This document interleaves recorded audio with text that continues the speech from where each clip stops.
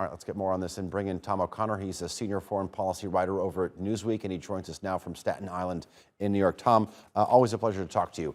All right, when Biden first took office, he seemed to be, or the image was that he was one of the most liberal Democratic presidents on immigration yet. He reversed several Trump-era immigration policies within the first few days, but it's taken him 2 years to get down there. Yeah, certainly. It's been a difficult, it's been a challenge, I think, for the Biden administration to address this, as it's been a challenge for previous administrations as well. There's a lack of, I think, creativity going into this. I think there's a lot of attention to the issue, but there's not been a lot of solutions proposed. We know that border seizures are at their highest since, I believe, at least 1999 right now, and not all those people are coming from Mexico. In fact, the majority are not. They're coming from other nations, including Central American nations. So I think it'd be hard to say that the U.S. has treated this hemisphere as a priority under the Biden administration, given the challenges and crises going on in places much further from U.S. soil. So yeah, I think it's a vulnerability for the administration. I think this is something that Biden wants to address at this leaders summit. How much will actually be announced as a result, though, I'm not sure. It seems that the three leaders are more or less aligned on issues when it comes to immigration. But again, it's going to take practical solutions to get this done. And we've not yet seen much in the way of that thus far. We'll get into those possible practical solutions in just a bit, but just for me, for a person who lives outside of the United States, when you think of the Democratic Party, it is commonly identified as being or framed as being pro-immigrant. We know that several former Democratic presidents, whether it's Jimmy Carter, Bill Clinton, or even Barack Obama, they've essentially avoided this issue, partly because it's been sort of characterized as a political minefield. Why do you think that is? Well, I think especially right now, if you look at the state of the Democratic Party, they are facing constant assaults from Republicans, from conservatives. The immigration issue is not just a logistics issue. It's not just a job or an economy issue. It's part of a broader culture war that's going on in the U.S. right now between liberals and conservatives. I think that as liberal as Biden has portrayed himself coming into office, he has shown himself to be somewhat of a moderate in this sense. And I think that, as you said, it's a political minefield. He's, I think, very hesitant to portray himself as too much to the left on an issue such as immigration, because he is seeking a more middle of the road, balanced view to avoid those sort of attacks from Republicans. Unfortunately, though, there hasn't been a broad willingness on a bipartisan level across the aisle to engage in this sort of debate on immigration and many other issues, of course, too. But yes, immigration still remains to be a very serious issue, and again, a weak spot for the Democratic Party, because they have failed to bring solutions to the table. They've been able to talk about reforms and at a certain level, of course, institute some of them, but realizing that broader vision still is a challenge for them, partially, of course, because of the adversity they face on the political stage. Tom, if this is a weak spot for the Democrats, I mean, I'm wondering how much the Republicans making this a core policy issue and with their sort of hardline stance is affecting White House policy.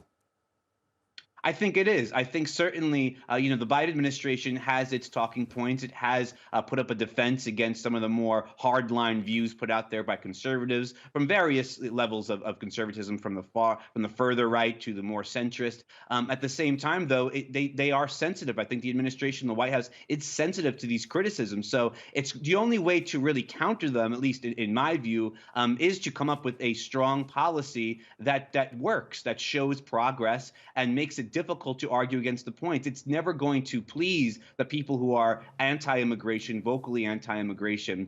So the only thing you can do to counter that is by producing results. I think the Biden administration is going to try to speak to President Lopez Obrador about this. I think it's going to be part of the North American Leaders Summit, along with many other issues, which include drug trafficking, which includes trade, which includes climate change. I think that these conversations, like I said, on immigration specifically, will be relatively easy to have, because I think they share a lot of the same views. It's the implementation, I think, that really is where the U.S. is struggling right now. Can the Democratic Party, can the Biden administration specifically come up with a new creative solution to address this issue, sell it to the American people, and counter the arguments being put forth by the Republican Party? That's what the Biden administration is facing right now. It's what President Biden himself is facing right now in Mexico. Okay, enough about migration for a second. You also mentioned drug trafficking, manufacturing, the climate crisis, and trade. We know that the Mexican president has called for greater cooperation within the continent. Out of those three, four topics, do you expect any significant progress to be made?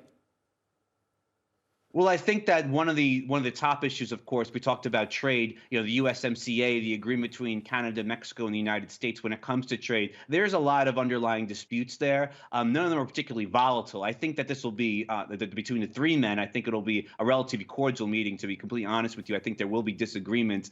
Both the U.S. and Canada have disputes with Mexico, Mexico and Canada disputes with the U.S. So there is issues there. I think that's something that the Biden administration will want to try to smooth over because, of course, the economy is a top line issue for U.S. voters. That's something that will be very important going into 2024.